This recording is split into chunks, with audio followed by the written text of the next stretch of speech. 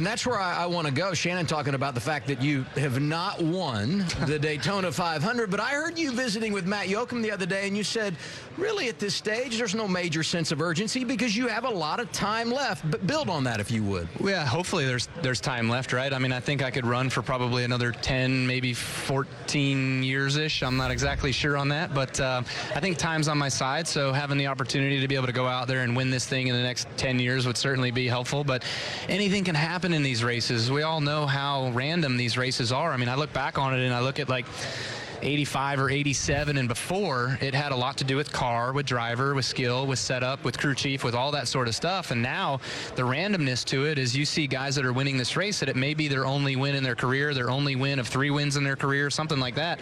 So it's making it a little bit more random.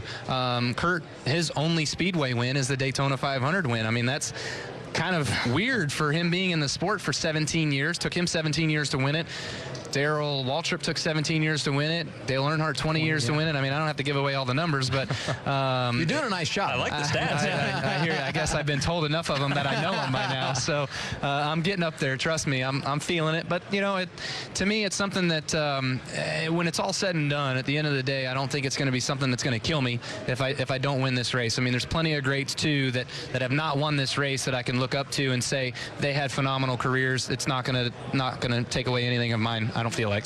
You speak to the randomness of it, and I guess the good news is if it is very random, then your number's bound to come up at some point or another. Maybe I play the lottery, and it hasn't come up yet. Well, that's a good point. You're still showing up at the racetrack, so you haven't hit that yet. But when we think back to the Clash, and you think, okay, random, where do we want to put our race car in this race on Sunday? Do you want to put your car up front? You were up front in the Clash and had an issue, get swept up in a wreck, and things happen. Do you go to the back? Do you maybe chill out for a little bit? How do you play this thing out based on how crazy that Clash was? I don't know exactly. You know, I felt like our car was really good handling, so I felt like I could go about anywhere with it, and I was not shy to be going up through the middle the way that we were there. I had Denny behind me and a couple other guys that were pushing. We were getting up through the middle. Here, obviously, we're wrecking. This is you're still in the middle, though. I was shooting sideways. I was shooting for the middle, but the outside car was coming down too. So, anyways, we decided we wanted to crash in that moment with about 4 to go. So I felt like that was an opportune time for me to get to the lead, so then I can put myself in control of the race. Because as my group, I think Brad was leading it. I was in the group. Denny was in the group. Truex was in the group. As we were running down the lead pack, we were 2.5, 3 seconds faster than those guys per lap, running them down. And when we got there, we just had to stop. And it just felt like we were going so slow, and my car was driving really good. I'm like, if I can just get to the front of this thing, I can pull the train back out again and go fast, maybe pick up a second and a half of the train, and then I won't have people that are so bunched up behind me, and I'll be able to control what's going on behind me a little bit better. But obviously, I didn't quite get there. We've always seen the Toyotas work well together, and your teammates are good when it comes to speedway racing. Give us a sense of what the meetings are like Friday, Saturday, Sunday morning as you put that game plan together. It's hard to exactly put down on paper or in those meetings what the game plan can be. We did a phenomenal job of it. I think back to 2016, maybe it was, when we all ran as a Toyota group, and that was with myself and Kenseth and Truex and whoever the heck else was in there at that point in time. I don't think it was Carl. Maybe it was. Anyways, we all, like the 6 of us, we stuck together all day long, and we pretty much dominated that race. And then that sort of started the manufacturer alliances of what we're kind of seeing today, where you have to have numbers. Your speed is in numbers. And so now it's harder for us with only having 5 or 6 of us that have the opportunity to go up against the likes of the Chevy guys that have 10 or 12 and the Ford guys who have about 15.